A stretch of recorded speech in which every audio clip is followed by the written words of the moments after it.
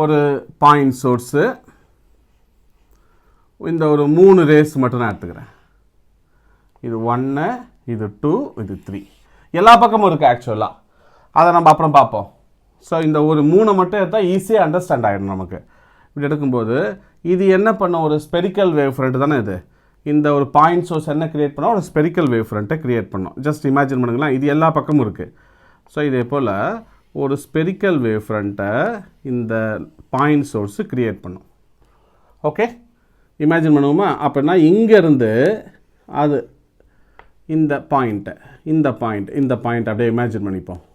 Okay, இப்போ light இந்த point source தான் ஸ்பெரிக்கல் வேவ் ஃப்ரண்ட்டை கிரியேட் பண்ணிடுச்சு. இப்போ இங்கேருந்து லைட்டோட வெலாசிட்டி நம்மனா சொல்லலாம், வின்னு சொல்லலாம், டைம் டின்னு சொல்லலாம்.